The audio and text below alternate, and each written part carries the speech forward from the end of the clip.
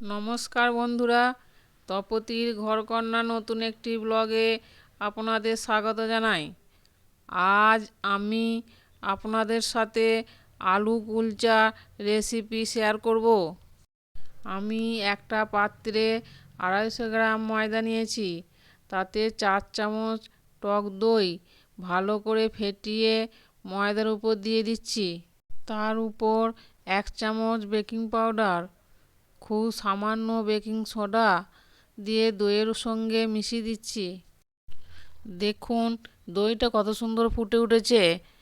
এবার অল্প জোয়ান হাতের তালুতে ঘষে নিয়ে ময়দাতে দিয়ে দিচ্ছি।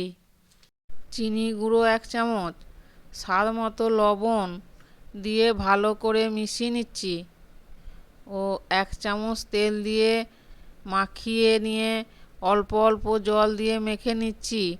একটা ডো তৈরি করে নিচ্ছি।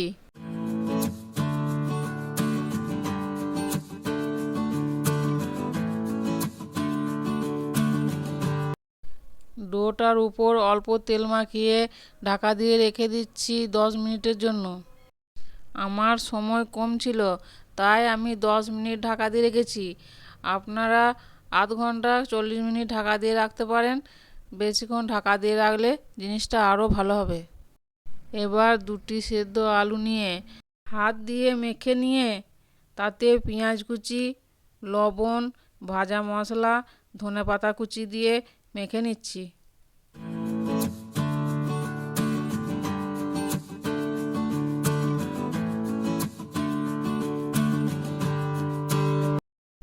দশ মিনিট পর ঢাকা খুলে ডোটা ভালো করে মেখে নিয়ে লেচি কেটে নিচ্ছি। এবার লেচিগুলি গোল গোল করে নিচ্ছি। এবার একটি করে লেচি নিয়ে এইভাবে মাঝখানটা একটু ডোবা করে আলুর পুরটা দিয়ে ভালো করে মুড়ে নিয়ে অল্প ময়দা দিয়ে বেলে নিচ্ছি।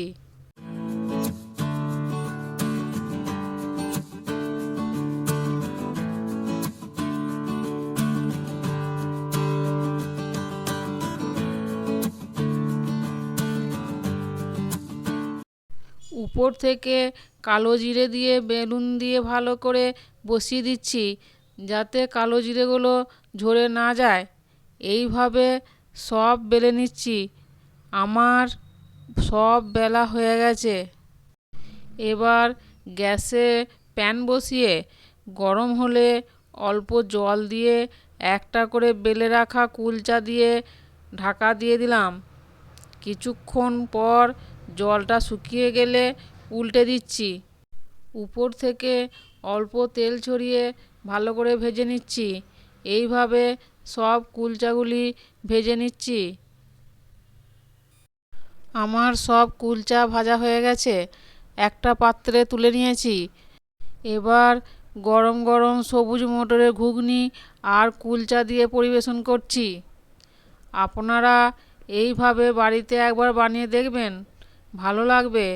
ভালো লাগলে লাইক, কমেন্ট, শেয়ার ও সাবস্ক্রাইব করবেন। আজ এই পর্যন্তই। আবার দেখা হবে অন্য কোনো ব্লগে, অন্য কোনো রেসিপি নিয়ে।